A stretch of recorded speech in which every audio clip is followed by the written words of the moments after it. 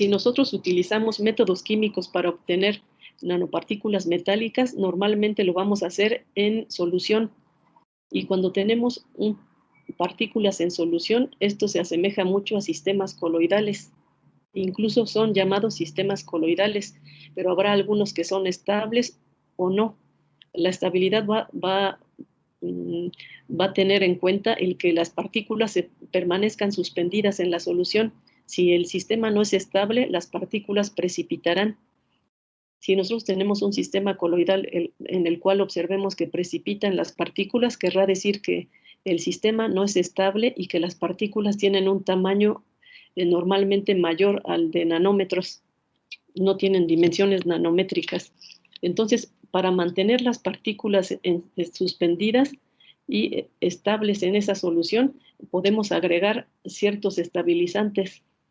Miren, puede ser que tengamos las partículas metálicas representadas por estas esferas grises y que podamos adicionarle algún, por ejemplo, algún compuesto que tenga cierta polaridad y haga que haya repulsión entre las partículas. O podemos agregarle moléculas que sean de cadenas largas o que tengan así un volumen más grande que haga que se separen, por ejemplo, partículas entre sí. Pueden ser polímeros o macromoléculas en general. Aquí abajo se muestra el caso de polímeros, las cadenas largas que podrían estar separando a las partículas en solución. O podría tener también el que busquemos la estabilidad mezclando algún material como un surfactante, agregar surfactantes en solución para que también ayuden a esta estabilidad de las partículas en solución. Aquí, al agregar cierto tipo de estabilizante, también tendrán cierto nombre la estabilización que se dé en el sistema o en el medio. Pueden ser, por ejemplo, modo de estabilización electrostático, como les mencioné, electroestérico o estérico, de acuerdo al volumen de la molécula que se agregue. Ahorita estoy tocando aspectos un poco más químicos, pero es para dar información previa a lo que diremos a continuación. Nosotros hemos visto que con un método químico, que puede ser de reducción y o desplazamiento de ligandos de precursores organometálicos, podemos obtener soluciones coloidales estables. Y, por ejemplo, partimos de un precursor organometálico que tenga el metal de nuestro interés. En solución orgánica, puede ser, por ejemplo, en tetrahidrofurano o en algún alcohol, y le podemos agregar un estabilizante. Este estabilizante, como les decía, puede ser un polímero o algún otro compuesto orgánico que tenga normalmente moléculas grandes para que una vez formadas las partículas en solución permanezcan en su superficie y eviten que se aglomeren. Entonces, este primer medio de reacción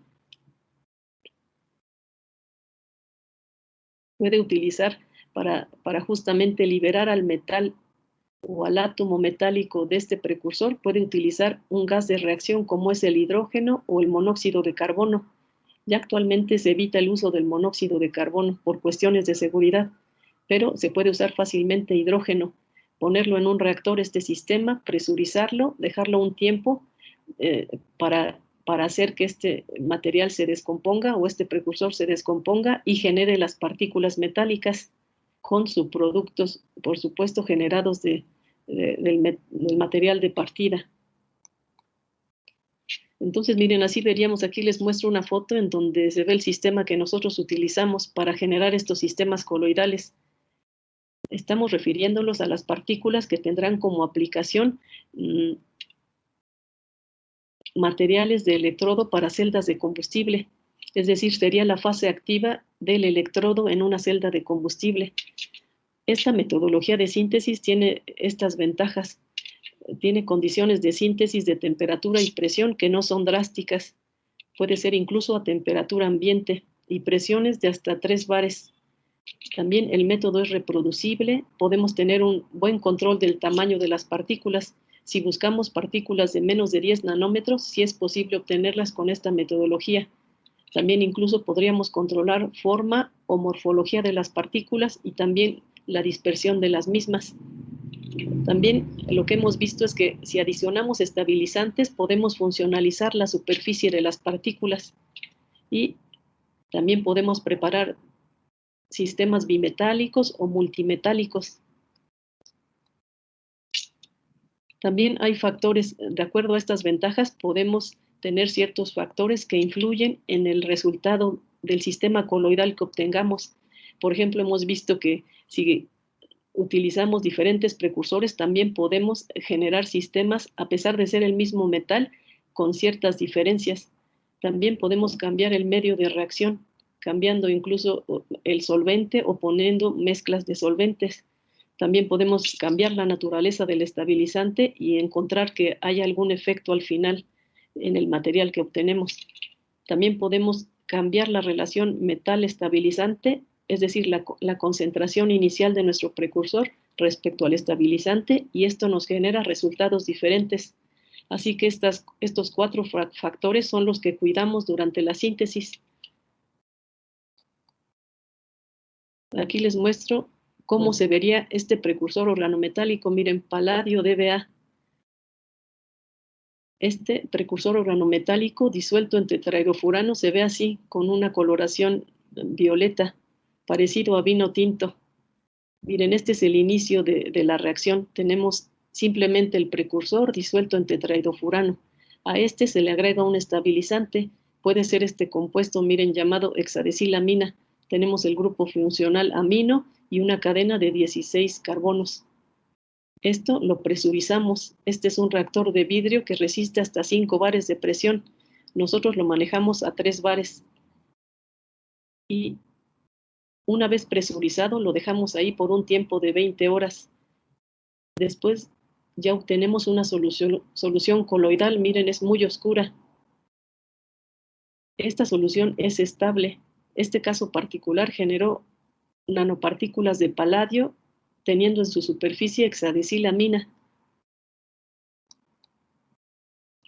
Nosotros, para poder verificar que se trata de nanopartículas, podemos caracterizar por 2 técnicas. Si queremos ver morfología, esta es una de las técnicas que hacemos. Nosotros obtenemos nuestra solución coloidal y para verlo en microscopía, si son dimensiones muy pequeñas, debemos usar microscopía electrónica de transmisión y simplemente podemos tomar una gota de esta solución coloidal y depositarla sobre esta rejilla de cobre, miren, de 3 milímetros de diámetro. Aquí podemos colocar la gota de solución y el microscopio de transmisión nos daría la imagen correspondiente a ese sistema. Aquí presentamos imágenes de microscopía electrónica de transmisión, las cuales nos evidencian la morfología de las partículas obtenidas. Aquí tenemos una escala de 20 nanómetros en todos los casos. Dijimos que uno de los parámetros en la síntesis que puede tener un efecto en las partículas o en la obtención de las partículas sería el medio de reacción. Miren, aquí se presenta cuando la síntesis se lleva a cabo en tetrahidrofurano. Miren, con esta fórmula desarrollada del tetrahidrofurano. Aquí que tiene el oxígeno con un par de electrones. En las nanopartículas se espera que su superficie sea parcialmente positiva, así que al utilizar como solvente o medio de reacción tetrahidrofurano, aquí también este solvente ayuda aporta en la estabilización de las partículas. Miren, obtenemos este tipo de partículas en la presencia de diferentes cantidades del estabilizante. Aquí tenemos en las imágenes de su derecha, tenemos tanto arriba como abajo una cantidad en exceso de estabilizante. En las micrografías de abajo son las micrografías obtenidas cuando la reacción se lleva a cabo en tolueno. Miren cómo tenemos una composición diferente de nuestro solvente y los resultados también son diferentes debido a que uno de los disolventes, por ejemplo el tetrahidrofurano, sí nos ayuda en la estabilización de las partículas debido a la carga que tiene este oxígeno en la molécula de tetrahidrofurano. Y aquí el tolueno no asiste tanto la estabilización de las partículas, ya que se observan todavía agregados de las mismas. Pero aquí, en el caso de un exceso de estabilizante y un solvente que tiene cierta polaridad, sí nos ayuda a mantener separadas las partículas como se ven aquí. Estas partículas tienen alrededor de 6 nanómetros de diámetro. Entonces, para poder tener un sistema en el cual tengamos algo muy bien definido, como en este caso, necesitamos hacer ciertos experimentos para obtener las condiciones adecuadas al material que queramos obtener. También podemos usar diferentes alcoholes. Este es el caso de obtener nanopartículas de rodio. Miren, a partir nuevamente de este precursor organometálico, rodio trisalil, estos 3 grupos alilo aquí. Esto disuelto en alcohol y presurizado con hidrógeno como gas de reacción, genera las partículas de rodio estabilizadas con el alcohol.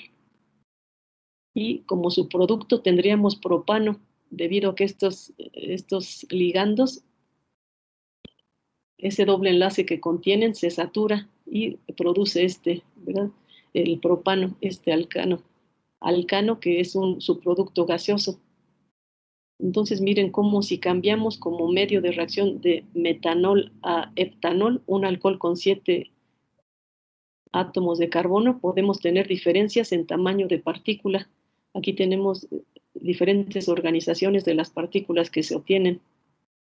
Pero no solo en la morfología obtendríamos un resultado, también podemos tener cambios a nivel tanto estructural como incluso en las dimensiones de la celda unitaria del material. En ciencia de materiales vemos que cada material, cada elemento tiene una cierta estructura cristalina. En el caso del rodio, se trata de una estructura cúbica centrada en las caras, y aquí se presenta la celda unitaria de la estructura FCC. Aquí simplemente para mostrar que cuando nosotros hicimos el cambio de utilizar el solvente metanol hasta heptanol, observamos cambio en las dimensiones de la celda unitaria, es decir, la unidad mínima repetitiva del cristal. Esto es muy común en los sistemas de nanopartículas debido a que hay un confinamiento electrónico de los átomos, y eso hace que también las dimensiones entre las distancias atómicas se vea afectada. Entonces, esto evidencia en gran medida que estamos en dimensiones nanométricas y de lo cual esperamos propiedades diferentes al metal masivo. Es decir, este material sí podría proporcionar propiedades diferentes al rodio masivo. Pero ¿qué otros tipos de estabilizantes podríamos usar?